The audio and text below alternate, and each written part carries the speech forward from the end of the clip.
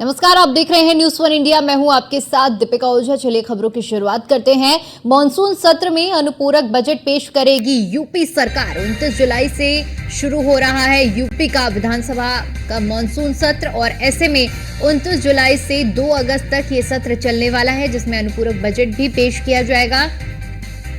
UP सरकार की ओर से 2024 और 25 का पहला अनुपूरक बजट लाएगी योगी सरकार। अनुपूरक बजट के माध्यम से प्रयागराज कुंभ की तैयारी के लिए धनराशि भी दी जाएगी। इसके अलावा वित्त विभाग अनुपूरक बजट लाने की तैयारी में पूरी तरह से जुट चुका है। यूपी की योजनाओं को रफ्तार देगा ये अनुपूरक बजट। अनुपूरक बजट में कई योजनाओं को और भी प्राथमिकताओं को सरकार पूरा करेगी। तो ये बड़ी जानकारी सामने आ रही है, जहां पर उत्तर प्रदेश सरकार की ओर से अनुपूरक बजट पेश करने की तैयारी कर ली गई है। वित्त विभाग ने इसको लेकर पूरी तैयारियां कर ली हैं और साथ ही साथ आपको बताते चले कि 29 जुलाई से 2 अगस्त तक मॉनसून सत्र चलने वाला है और इस मॉनसून सत्र में 2024 और 25 का पहला अनुपूरक बजट यूपी सरकार पेश करेगी, जिसके लिए वित्त विभाग ने भी तैयारियां पूरी कर ली हैं। अनुपूरक बजट के जरिए प्रयागराज कुंभ के लिए भी राशि आवंटित की जाएगी। इसके अलावा आपको बताते चलें कि कई ऐसी योजनाएं हैं जिनको रफ्तार देगा ये अनुपूरक बजट। अनुपूरक बजट में कई योजनाओं को और ज्यादा प्राथमिकता दी गई है। प्राथमिकताओं को पूरा करेगी योगी सरकार।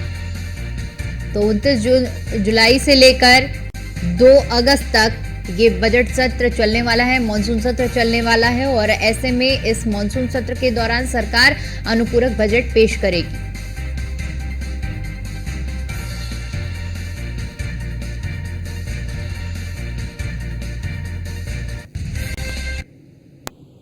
और इसी पर ज्यादा जानकारी के साथ हमारे संवाददाता अश्विनी द्विवेदी हमारे साथ जुड़ चुके हैं। अश्विनी, योगी सरकार की ओर से अनुपूरक बजट पेश किया जाने वाला है। 29 जुलाई से लेकर 2 अगस्त तक मॉनसून सत्र चलेगा।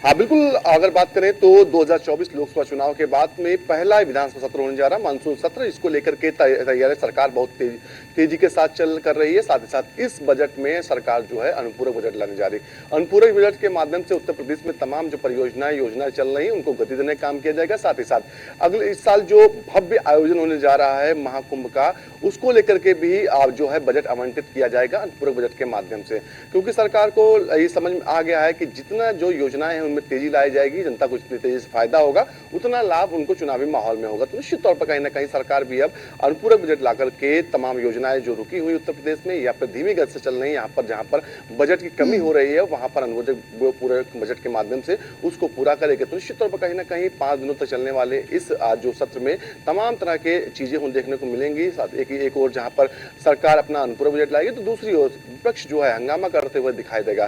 काफी लंबे समय के बाद में होगा कि अखिलेश यादव सदन में नहीं होंगे। वो केंद्र जो है संसद पहुंच चुके हैं, लोकसभा सदस्य बन चुके हैं। तो ऐसे में नए नेता प्रतिपक्ष की मौजूदगी में कितना जो विपक्ष है हावी हो पाता सरकार पर, वो भी देखना होगा। इसके अलावा तमाम उत्तर प्रदेश में योजनाएं जिनको लाने की तैयारी है उनको लेकर के भी चर्चा होगी। जो पुरानी योजनाएं चल रही हैं उनको किस तरीके से और तेजी के साथ समय रहते पूरा किया जाए, इसको लेकर के भी अनुपूरक बजट में प्रावधान किया जाएगा। तो निश्चित तौर पर कहीं ना कहीं इसको लेकर के जो वित्त विभाग है उसने भी पूरी तैयारी शुरू कर दी है। अगले जल्द से जल्द जो अनुपूरक बजट है उसका आकार भी सामने लाया जाए, कितने बड़े आकार का अनुपूरक बजट आ रहा। हालांकि अगर बात करें फरवरी में जो 2024-25 का बजट आया था वो 7,36,000 करोड़ का था।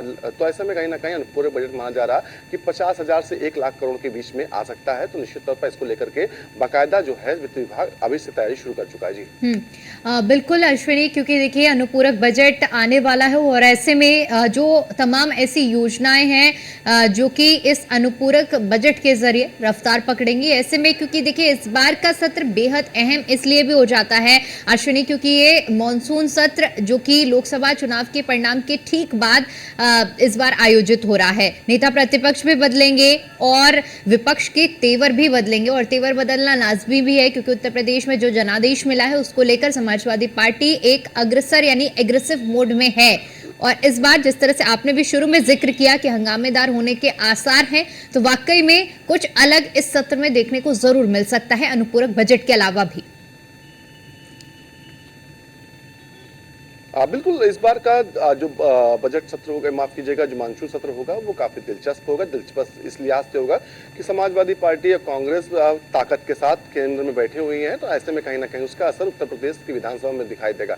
सरकार को घेरने का भी काम किया जाएगा। तमाम मुद्दे हैं जिनको लेकर के लगातार समाजवादी पार्टी विपक्ष जो है हंगामा करता रहता है। इससे पहले भी देखा गया, महिलाओं की सुरक्षा हो या फिर बेरोजगारी हो, किसानों की समस्याएं हो, इसके अलावा तमाम ऐसे मुद्दे जिनको लेकर के विपक्ष सरकार को घेरता रहा और उन्हीं मुद्दों पर उसने जो है चुनाव भी लड़ा। चुनाव में उसकी बम्पर जीत उत्तर प्रदेश में है, तो ऐसे में कहीं ना कहीं उन मुद्दों को सदन में उठाने का काम करेगा, क्योंकि उपचुनाव होना है 10 सीटों पर उत्तर प्रदेश में। ऐसे में कहीं ना कहीं उन चीजों को लेकर के भी कहीं ना कहीं सदन में माहौल बनाया जाएगा जिससे जनता प्रभावित हो, क्योंकि सदन एक ऐसा प्लेटफॉर्म है जहां पर कुछ भी करने से जनता सीधे उसको सुनती है और उसका असर दिखाई देता है। तो कहीं ना कहीं इस बार जो है विपक्ष अपनी पूरी ताकत झोंकेगा सदन के अंदर और कहीं ना कहीं सरकार को घेरने की कोशिश करेगा।